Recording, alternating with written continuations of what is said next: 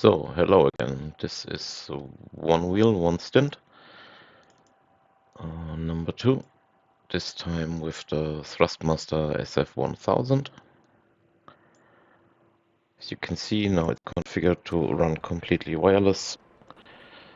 The button inputs are over Bluetooth and the power connection is over the Moza wheelbase.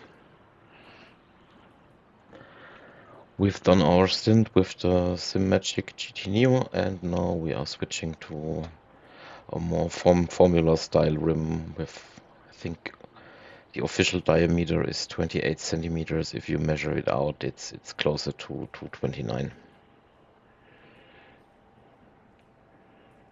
So yeah, I bought this for my old T300 base.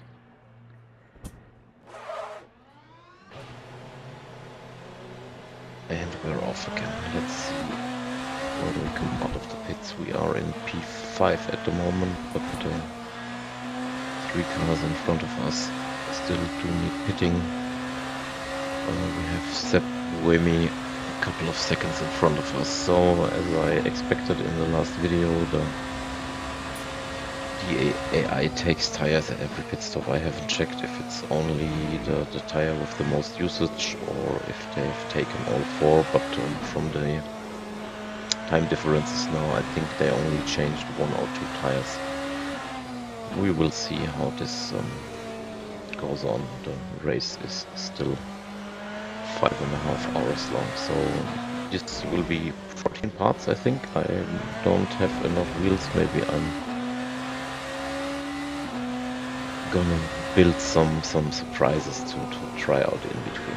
So yeah, but the SF1000, I bought it for my old T300 base.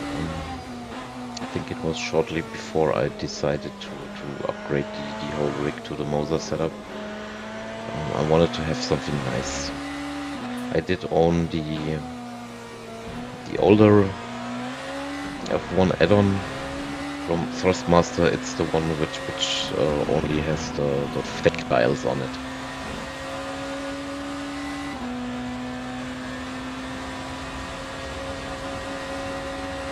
So, but as you can see, the comparison to before, the wheel is a little bit more violent. There's more going on with force feedback. I think it's the smaller diameter.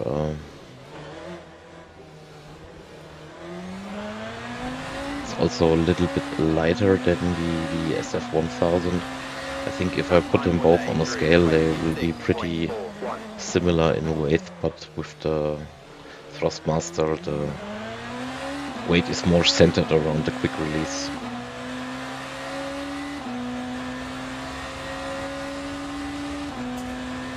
So yeah, it's nice to have some real LEDs. They are also a little brighter than on the GT Neo.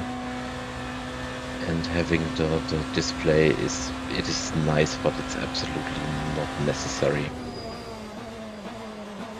Also, there are a couple of drawbacks with this wheel. You're limited to the dashboard layouts which come from Thrustmaster. So you can't put anything from SimHub on there. You have to use the SF1000 plugin. It translates your in-game telemetry from LMU to signal F1 2020 or F1 2023. That's how you get the data on there.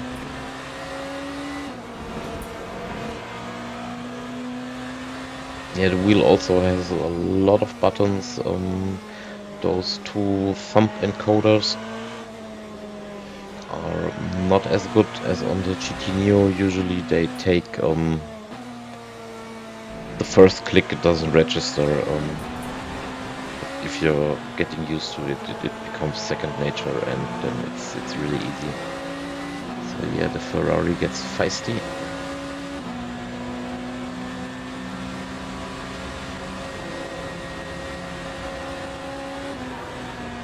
And the Toyota dies on the curb and lost the car. So yeah, my overall speed is a little bit slower than what the AI can do, but through traffic and consistency, we are a pretty equal match. So yeah, the rotary thumb encoders are not that good. You have those 6 rotary dials. The 3 on top, they are only for internal functions of the wheel, which is a little bit sad.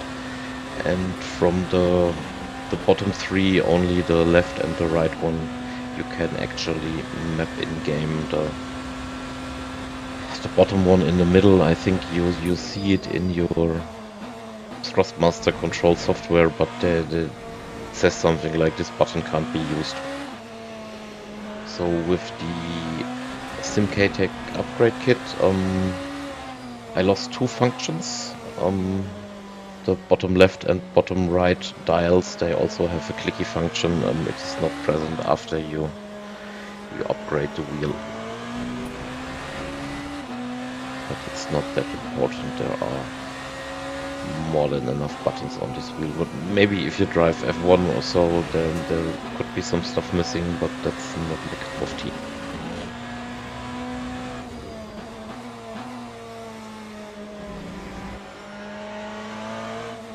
Yeah, I've put a lot of hours on that wheel. Used it for basically everything except road cars.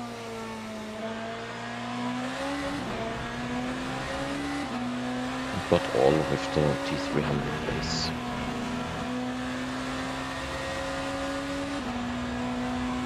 Yeah, the force feedback kicks a little bit more violent. You feel the effects a little bit more direct. It took me 3 to 4 laps to get used to it.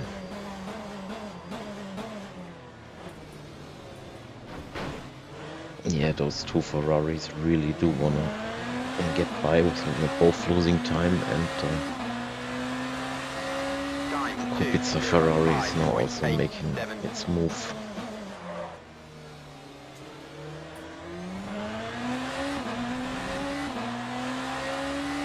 So I got the SF1000. I think I bought it for 180 euros, which actually is quite cheap.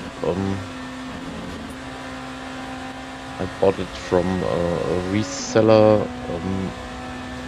I think it was sent back from the original buyer. That's why I got it so cheap. But there are no problems with it. Everything what was supposed to be in the box was there. Everything works. So yeah, I think 180 for that one was a nice deal. Then the SimK-Tech kit for Moza is, I think, 135 euros, and then I was stupid and bought original Moza quick release for 50 bucks. So yeah, the wheel as is cost me almost 400 euros. Yeah, it's quite expensive. So yeah, but with those quick releases, I bought one original Moza quick release, and I have a couple of different ones from AliExpress. They were all around 20 to 35 euros, and then like 7 to 11 euros for shipping. They all feel higher quality than the original Moza one. I don't know if I have one that is particularly bad, or if it's just like that. Those Magic QRs I have, they feel really nice. Way better than the Mozas. And the Chinese ones are a little bit in between. If anyone is looking for a cheap quick release, go to AliExpress and Google Rust -P quick release, and then you'll see some blue ones. They also have the little PCB to get power to Sim Magic wheels. So yeah, I think they are like 20 bucks. The shipping is quite expensive. I tried to order them in bulk, but it didn't work, so I had to pay shipping fees for every one of them, but it's still a lot cheaper than buying the original Moza one.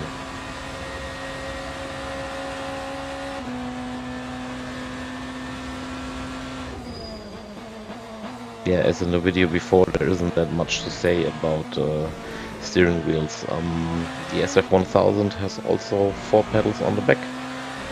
It has a rocker shifter on top, so you can be really lazy, drive it one-handed and up and down shift with one hand. The other 2 below are clutches. You can configure them as a single axis, like a dual clutch system, or you can configure it as 2 separate axes. I think I have it configured as separate axes right now. I tried the esports virtual energy saving, but it's no fun to drive like that. And I have thrown the car away in an official online race because I downshifted too much, then re-engaged the clutch and lost the back of the car, and then I was like, okay, this is not for me. The esports guys can do it. I'm just a normal driver. I don't need it.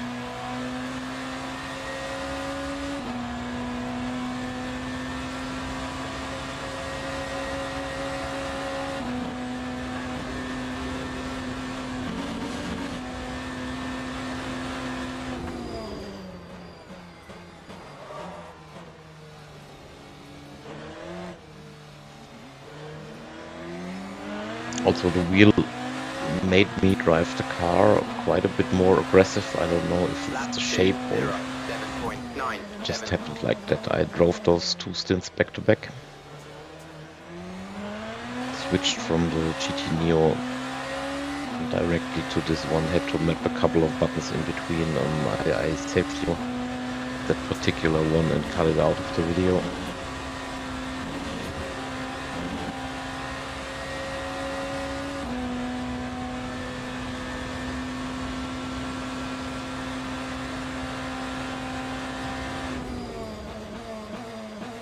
The GT Neo was definitely a more comfortable wheel.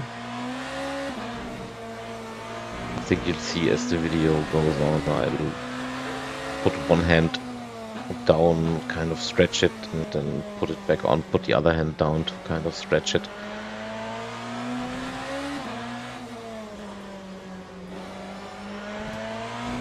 So I didn't have that issue on the T300, but I think it's because of force feedback strength. And I also didn't really drive the hypercars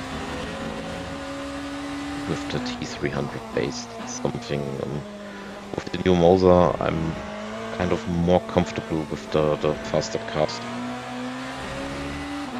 Don't know how that happened, but it is how it is.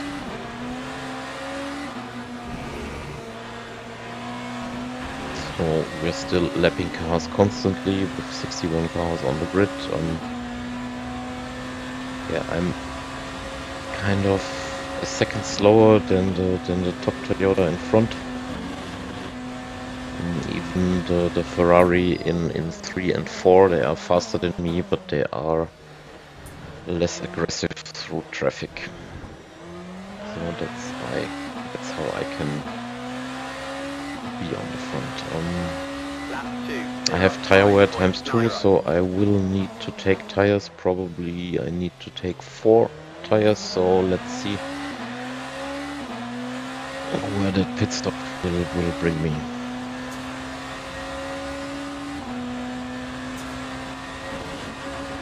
So I'm not really sure what I'm going to drive next. I have a Neo Hub with a 30 cm U-shaped wheel, which is my favorite right now because it has a suede cover. It kind of looks like a real race car wheel. This will probably be the next one. I have the 33 cm Moza ESX wheel, which I'm trying to settle at the moment. So maybe I'll do that one because it could become tomorrow, which will look incredibly stupid driving a hypercar with a rally or drift style steering wheel, but why not? I have a Symmetric U-shaped rim there with 32.5. I have the Sim Racing Best Athlete, which is 33 or even wider. This thing is insanely huge. Maybe I'll drive that one. I also have 30 centimeter. I think the brand is called Riot. I'm not really sure. It's an oldtimer wheel. They were doing aftermarket wheels for Mercedes, I think from the 70s to the 90s. It's leather. It's super heavy, and it has a little bit of a different bolt pattern. It's also 70 mil, but not like the ones from Symmetric or Moza. The bolt pattern is a little bit offset, so I have to build an adapter plate.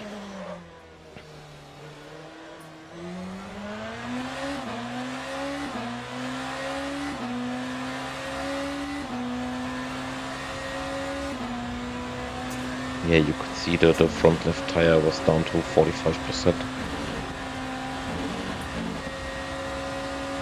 So with 14-degree track temp and 11-degree ambient, it's definitely weather for the soft tire.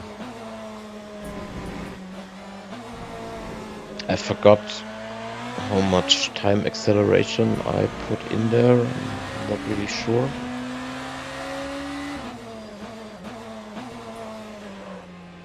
But I think it is at least ×2, so it should get dark at some point. Yeah, this is the point where LMU is still bugged. If you set your race, then do practice and quali, then exit the race and load back in a couple of days later, the settings are not what you choose.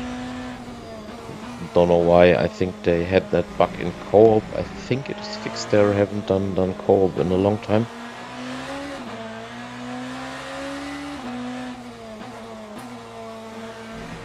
But I would like to do it again, but they have to give a little bit more incentive than a leaderboard.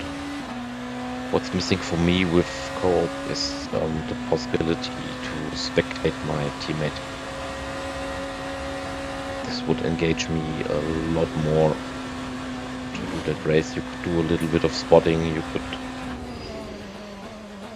work on some strategies and kind of like have fun together while doing a race. So the Ferrari is back. Time 2:05.53. Yeah, I had a couple of bad laps with a lot of mistakes.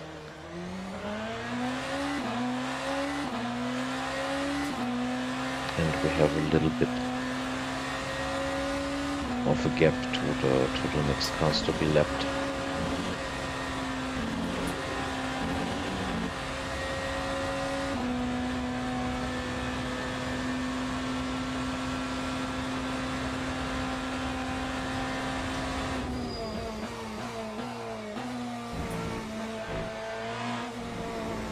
So if anyone knows a good camera I can use to record the screen for maybe less than 100 euros, I would be really thankful for suggestions in the comments, because I'm filming this with the iPhone over Wi-Fi. You see the stutter that happens every couple of minutes. I tried using a USB cable, but it just doesn't go away.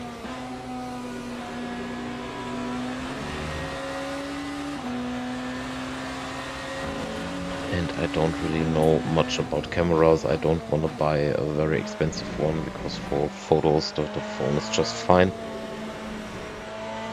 But I'd like to film the screen in 4K with less grainy footage, less problems with lighting, and most of all I want to get rid of those little stutters that happen every now and again. Even filming in 1080p would be fine. I think most people are watching this on their phone, or not really watching this, having their phone in their pockets, and something's just running in the background.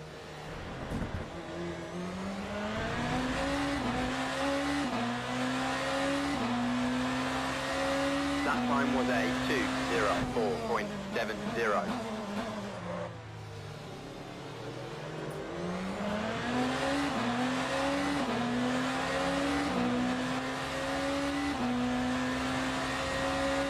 Yeah, every lapped car gives me a little bit of breathing space from the two Ferraris behind me.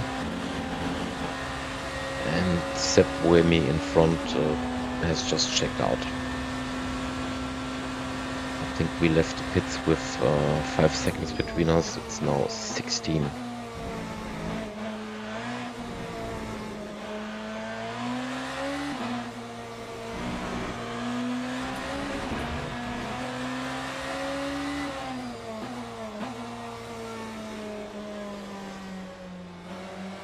Yeah, but apart from the bugs with weather and race settings, they really nailed the offline experience with LMU.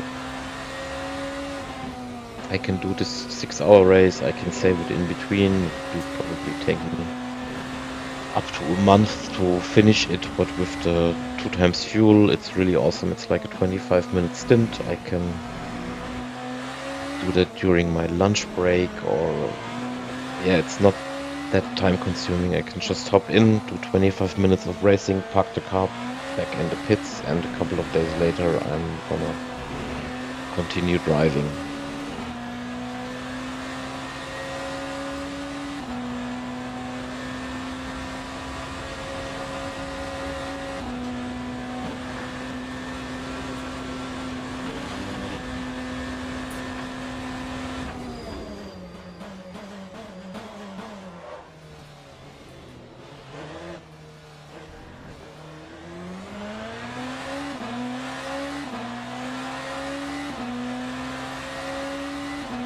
Yeah, the front tires are a little bit degraded by now. It's noticeable, but not by that much.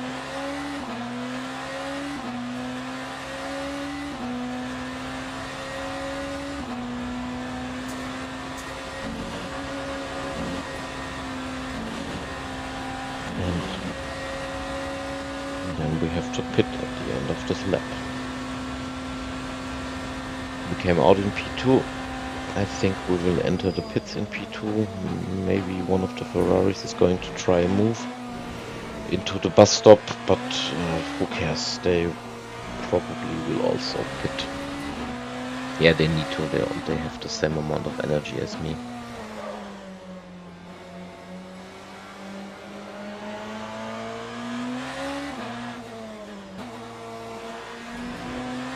Yeah, this was kind of a more boring stint. There was not that much action compared to the first one.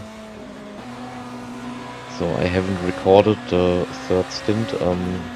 Maybe give me some suggestions what you want to see me drive next. If this series goes up until April 1st, I'm gonna build something really stupid out of wood, put a quick release and 2 shifter pedals on it, and we'll drive that for 1 or 2 stints. Build probably something like a hypercar wheel replica made out of wood.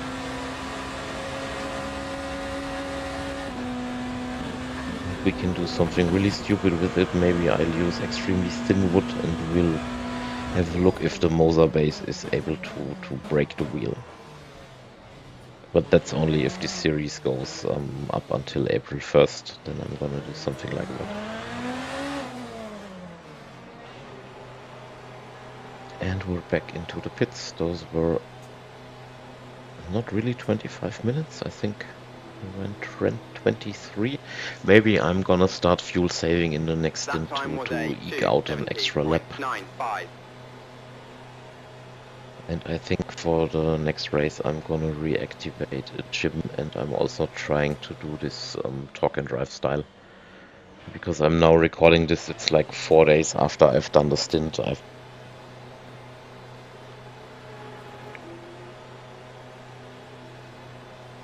I think if you would walk that endurance pit lane, it would take you like 30 minutes or even longer.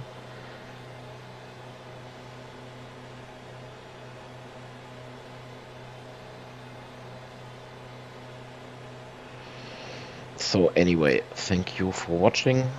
Like and subscribe if you want, and happy sim racing. Bye.